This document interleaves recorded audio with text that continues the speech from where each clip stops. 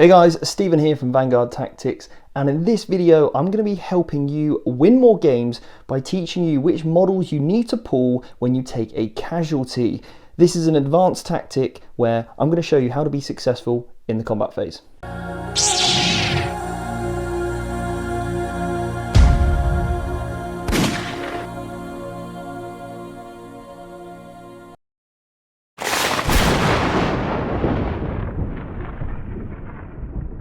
As you know, Vanguard Tactics is dedicated to helping you become a better 40k gamer. So why don't you check out the free ITC Masterclass video series on how to become competent and comfortable with the ITC Mission Pack. So head over to www.vanguardtactics.com and sign up for your free place on the course.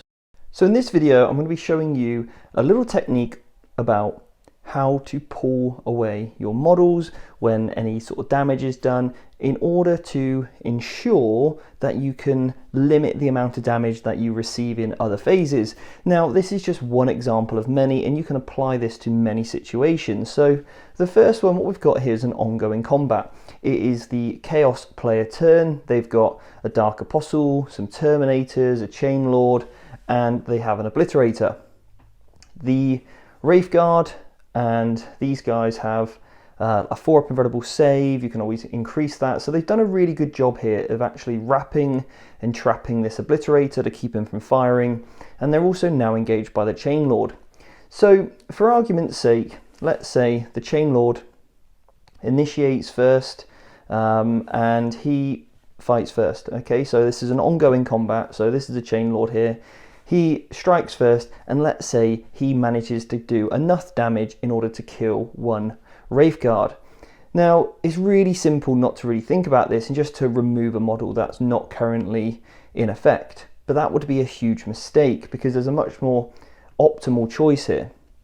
That choice, because when we think about the phases of combat in which in an ongoing combat you can only activate a unit if they currently have a model within an inch.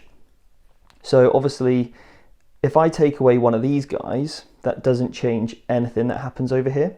However, if I take away him, now all of a sudden, when we come to activate a Eldar unit, this means, because in terms of the activation, the player whose turn it is would get to pick their first acting model that's already engaged in the combat, and then it would be the Eldar player to initiate. Now, because this model here is probably about 3 inches away from there, and vice versa 3 inches from there, because he's equidistant, as long as he ends closer to this guy right here, what we can basically do, if this guy is the closest, now as long as we close this gap up ever so slightly, what we can do is this guy can end up closer to him by piling in to here, into the Chain Lord that's just fought. This guy can now end closer and get within an inch of him, but staying outside of an inch of a Terminator, which means these guys can fight and then put all of their attacks, so 1, 2, 3, 4, 5, and 6, can all declare against the Chain Lord because he's within an inch, he's within an inch of him, he's within an inch of him, who's also within an inch of him. So the Wraith Guard can kill the Chain Lord, which means they can carry on wrapping the Obliterator. But because of this, in the next activation, the Chaos, because the Terminator squad is now outside of an inch, they are unable to activate. So although it's the Chaos player turn, because we're already past the charge phase, these guys can't do anything. The Dark Apostle is also outside of an inch of anyone. He also can't do anything. So then the only next unit would be the Obliterator here, who may do some damage to the Wraith Guard. So maybe they inflict a wound on this guy. But now what this means is that this is achieving exactly kind of what the Eldar player wants, is to keep these guys engaged. So now when it's the Eldar player's turn, any firepower that they have, they can direct it all at these Terminators over here, and hopefully use another unit to kill the Dark Apostle whilst keeping the Obliterator in combat, for example. So the mistake would have been to just remove one of these guys when the Chain Lord fought. So Let's just put that back. So if this would have been the mistake, to just remove him. The Chain Lord here now is, you know, he's just activated, killed that guy, which means the Wraith Guard can fight. The Wraith Guard put, you know, some of their attacks. Now he has to end closer to him, so he could go to there. This guy could go to there and he could go to there. But because they are outside of an inch, then these guys can put their attacks on him, so they're only going to get 4 attacks. That may not kill him now.